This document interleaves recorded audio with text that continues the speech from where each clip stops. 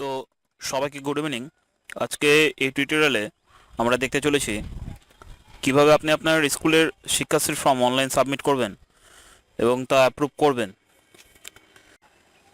তো এই রিলেটেড আরও ভিডিও সবচেয়ে প্রথমে আপনার ইউটিউব চ্যানেলে পৌঁছানোর জন্য সাবস্ক্রাইব করুন আমার এই ইউটিউব পেজটিকে এবং সঙ্গে থাকুন। তো অ্যাট ফার্স্ট যে কাজটি করতে হবে, আপনাকে প্রথমে গুগল ক্রোমে গিয়ে টাইপ করতে হবে শিক্ষাশ্রী, এবং দেখুন এরকম একটা ফার্স্ট লিঙ্ক যেটা আপনাকে দিয়ে দেবে, সেখানে এই লিঙ্কটাতে আপনাকে ঢুকতে হবে। এখানে এই লিঙ্কটাতে ঢোকার পরে সঙ্গে সঙ্গে দেখুন এখানে এরকম একটা পেজ শো করবে, এবং অ্যাট ফার্স্ট যেটা আছে স্কুল লেভেল সিলেক্ট করার পর আপনি আপনার ব্লক থেকে সংশ্লিষ্ট যে ব্লক রয়েছে সেখান থেকে যে আইডি এবং পাসওয়ার্ড পেয়েছেন সেটা এখানে ইনপুট করতে হবে, এবং পরপর school, block name, capture code এই সমস্ত ঘরগুলো পূরণ করতে হবে। এবং লগ ইন করার পর আপনার নতুন একটি উইন্ডো ওপেন হয়ে যাবে। দেখুন সেটা হচ্ছে এইরকম। তো এখানে all application list, pending list এই সমস্ত আলাদা আলাদা অপশন রয়েছে। তো অল অ্যাপ্লিকেশন লিস্ট বলে যে কলামটি রয়েছে, এখানে ক্লিক করার সাথে সাথে দেখুন পুরনো বছরে যে সমস্ত স্টুডেন্ট রয়েছে সে তাদের সমস্ত লিস্টগুলো দেখাচ্ছে, কারা কারা অ্যাপ্লাই করেছে বিগত বছরগুলোতে। আর নতুন করে যদি ক্লাস 5-এর জন্য আপনি এন্ট্রি করতে চান তাহলে আপনাকে এই অপশানটিতে ঢুকতে হবে। এই যে ফ্রেশ অ্যাপ্লিকেশন বলে যে অপশানটি রয়েছে, এই ফ্রেশ অ্যাপ্লিকেশনে আপনাকে ক্লিক করতে হবে। সাথে সাথে দেখুন একটা নতুন একটা ফর্মই বলা চলে একটা ওপেন হয়ে যাবে, এবং এখানে আপনার যে সমস্ত নেসেসারি ডেটাগুলো চাইছে সেগুলো সমস্ত কিছু এক এক করে ইনপুট করতে হবে, এবং অবশ্যই যেগুলো হচ্ছে লাল স্টার মার্ক দেওয়া রয়েছে সেগুলো অবশ্যই আপনাকে সেটা পূরণ করতে হবে, এবং লাল বাদ দিয়ে যে সমস্ত কলামগুলো রয়েছে সেগুলো অতটা ম্যান্ডেটরি নয়। এবার এখান থেকে এক এক করে student name, father's name, address এই সমস্ত ঘরগুলো পূরণ করতে হবে। আমি এক এক করে যাচ্ছি। দেখুন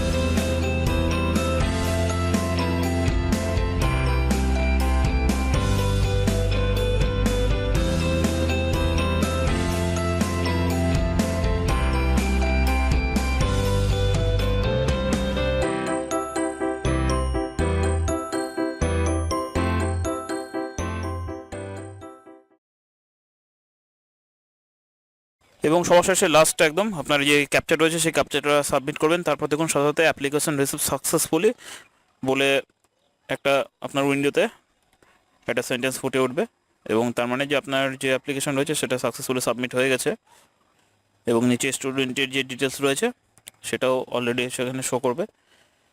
এবার কাজ কিন্তু শেষ হয়নি। এবার ব্লক থেকে আপনাকে আরেকটি আইডি ও পাসওয়ার্ড দেবে, সেটা অ্যাপ্রুভ করার জন্য, এটা ইনপুট করার জন্য, ওটা অ্যাপ্রুভ করার জন্য। সেটা সাধারণত এইচএমরা করে থাকে।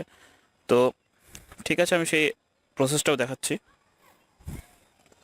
সেম একদম আগের মতো সমস্ত কিছু ডেটাগুলো ফিল করে লগ ইন করতে হবে।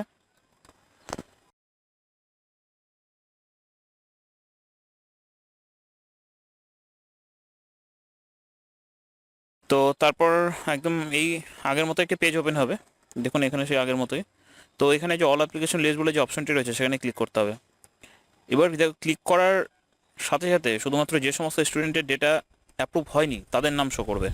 আগেরটাতে আমরা দেখেছিলাম যে সমস্ত যেগুলো বিগত বছরের স্টুডেন্ট রয়েছে তাদের নামগুলো শো করেছিল, কিন্তু এখানে শুধুমাত্র যে সমস্ত স্টুডেন্ট অ্যাপ্রুভ হয়নি সেই সমস্ত স্টুডেন্টের সমস্ত ডিটেলসগুলো এখানে দেখাবে।